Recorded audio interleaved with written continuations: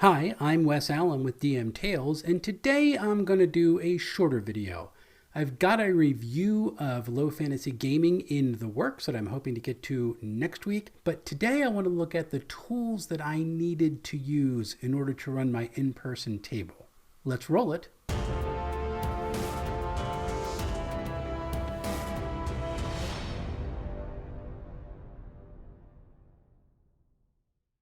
Before we get started, I just want to shout out to everyone who has subscribed to the channel. We hit 800 subscribers last week, and that just has me over the moon excited.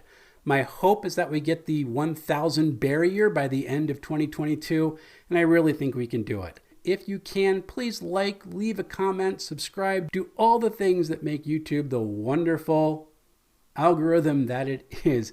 It really does help the channel, and it encourages me because I know that people are watching and I want to make more videos then. If you're watching this and haven't subscribed, check out some of the videos. If you find this interesting, I would love to have you along for the ride.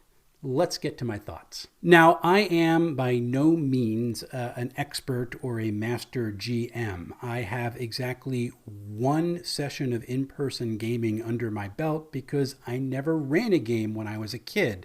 And the two games that I've run up to this point have been virtual. So it was kind of a nice journey of exploration, figuring out what I needed to do to run my game for Castles and Crusades. And one of the things that I came up with really quick is my aversion to paper comes into play. Now, this is not to say that I don't prefer reading a physical book or that I don't enjoy the tactile feel of paper. I do, but I am also a spaz. And when I find myself trying to flip through physical books or through paper that I've put together, when I'm trying to actually do something, things get messy really, really quick. And a digital environment prevents that from happening. So for this reason, I'm running a hybrid setup for my in-person game. Some of the stuff is done on a virtual tabletop, and that allows me to keep track of some things that I would need a whole lot of paper for otherwise. Now, if I'm doing a virtual tabletop, the first thing that comes to mind is battle maps, and that's exactly what I'm using the virtual tabletop for. My battle scenes or my encounter scenes are set up on the VTT, and players can point where they want their token to go. And that's really cool. At the moment, we're using a 42-inch screen that I have off to the side, but eventually we hope we can just put something in the middle of the table so people can have a closer view of what's going on. But aside from just having my maps on there, any handout that I want to do, that goes in the virtual tabletop. If I want NPC artwork to be shown to the entire party, it goes on the screen. If there's a map that I want to show people, that goes on the screen, or a letter, anything like that that I would normally have to print out to hand people, that just goes on the VTT. And if people want to have it later, I throw it on our Discord channel and then everybody has it. That's really a win for me. Now, because we're running battles in the VTT though, there's other things that I get to keep track of. One of those is hit points. Instead of having checkboxes or damage markers for all the different characters that are involved in the battle, that's all handled on the virtual tabletop. Right click on the token, apply the damage, and it automatically goes. When it gets to 0, they're marked as defeated, and they just get skipped in initiative. This is something that really just works the way my brain works, and because I started running games on a virtual tabletop, it's kind of ingrained in my brain that that's how it should be. I don't know if I'd like to go to pencil and paper in order to keep track of data like that. I also use the virtual tabletop to keep track of creature and NPC and PC data. Everyone has their own sheet, and I have it in there for me to be able to look up. Most of the basic information is there now, but I can also keep track of their equipment and things like that if I so choose. Also, I'm able to use the VTT to do status indicators. So if you've ever played in person or if you've seen people play in person, they have those little rings that have the different status effects on them, and you just put it on their mini. Here, I just right click and apply a status effect, and that works out well. I would, however, like to see a better way of status indicating than the little tiny icon up in one of the token's corners. Maybe an entire ring around the square that the token's in. That would be really helpful. But for now, it works and it's fast for me. Probably the coolest thing for me, though, is being able to track initiative. You can go online and see all different ways that people have come up with to track initiative in person. Cool little tabs that you are putting up on top of a GM screen that you just move around to track who is what. And all that stuff is really cool. But again, to me, it's clutter because I would just throw it all around the room. In fact, that's why I don't use minis, because they would just end up going through a window at some point when I went like that. And that's literally the technical term of what I would do. Being able to do something as fidgety as changing initiative from round to round inside combat, I let the VTT handle that for me. Players roll their dice, I put the numbers in, it auto-arranges them, I don't have to worry about it, and it's done. Next round, wipe all the numbers, and we start over again. That is really helpful for me, and it's quite a time saver. Your mileage may vary, but I love using the VTT for that. But I am a hybrid setup, so there are a great many things that are not on the virtual tabletop that I need to have at an in-person table. The first of those is a GM screen. I was a little up in the air as to whether or not I would use a GM screen because I have my laptop there and I can put a lot of that information on there. But it is nice to have stuff that is an at-a-glance feature at the table. And that's where the GM screen comes in handy. And I didn't even bother designing my own. I went to Drive-Thru-RPG and I looked up a Castles Crusades Castle Keepers GM screen, and I bought that, and that's what's inside the screen. In fact, I'll put the link for that below.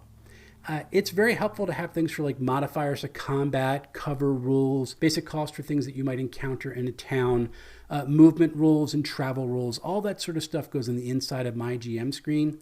And therefore, when something comes up in combat or in an interaction at the table, I can just look and say, all right, here we go. That's the modifier. Let's roll this. That's really helpful for me, and I'm kind of glad that I have that. I'm not adverse to rolling things out in the open, but it is kind of fun to have at least some of my rolls be hidden from the party. It's a little way to keep the tension up. GMs are weird. Speaking about rolling, I need to have dice. Lots and lots of dice.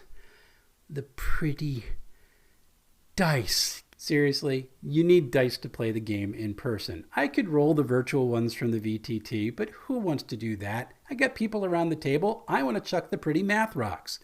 So I have dice, and I have quite a bit of dice. My wife does think I have a little bit of a problem. I'm still going to get some more sets, but it's nice to have them there, and I can just pick up the dice that I need at a time to roll and get the damage and get the 2 hits and track the initiative. That's really a lot of fun, and I'm really too excited about dice. I didn't think that I would be, but I really am. And going along with the dice, I needed a dice tray because I've never had one before. When I was a kid, we didn't care. We just threw dice around the room and they ended up like in corners and under sofas. And there's probably some back in my childhood home that haven't been discovered yet. But now as an adult, I realize having a dice tray is probably a good thing.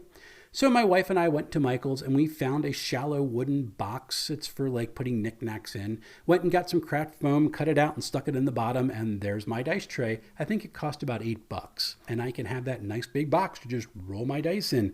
And it's so satisfying to hear them hit the wood and bounce up with their number. Really cool. And then you're going to need something to take notes. There are a lot of people who love taking notes by hand. And really, if I'm taking notes on a lecture or if I'm somewhere that there's information being presented to me, I tend to write by hand. The problem is I'm also left-handed and, well, I sometimes have trouble reading it after I get done. I don't even need to do that with paper because I could just take out my Apple Pencil and write on my iPad in Notability and it would look pretty good. Right now, however, what I am using is Scrivener for some of my campaign notes, all the big stuff where I'm keeping track of adventures and things like that. And then for my session notes, I'm actually just using Apple Notes app. And it's just very simple, no frills, and I put all the things that are happening on there and I fill it in later. And it's nice because it syncs through iCloud and it goes to all my devices. You just use whatever works for you. But you do need to take some form of notes, even if it's just to jot down, we ended here at the end of a session. Because my PCs remember non-player characters that I thought were one-offs that we were never going to meet again, and they've become recurring figures because they've memorized their names. And I have no idea what they're talking about sometimes. It's a little bit alarming. Notes really help. Finally, I said that I keep a lot of my player information inside my VTT, and that's really cool. I have all the character sheets there, and I can bring it up at will and look at them. But in whatever system that you are running, each character and each NPC or monster is going to have information that you're going to need to be able to grasp at a glance. And sometimes just scrolling through a character sheet and looking for something or clicking on token after token after token to see what people's values are, that can get really annoying. So in 5e, one of the big ones for this is passive perception, constantly figuring out what that is. And there's modules inside of Foundry that will list all your characters' armor class and passive perception, because these are two values that GMs constantly need. In Castles and Crusades, that information that I need, besides armor class, which is a good thing to have, also is what their primary attributes are.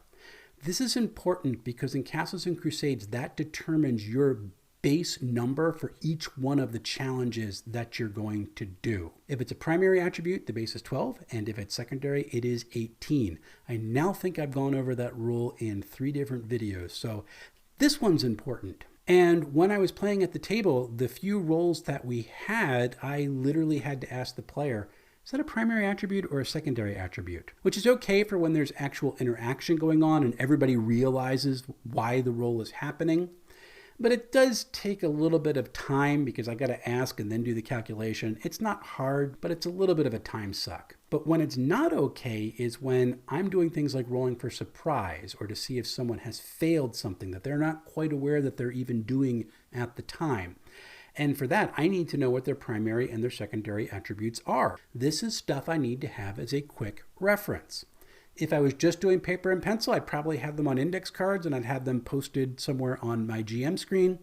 Because I am doing this as a virtual tabletop hybrid, I actually have the module GM screen, and I have a tab that just has all my PCs listed on it and all the creatures in the game on the other tab, and it just has what their primary and secondary attributes are.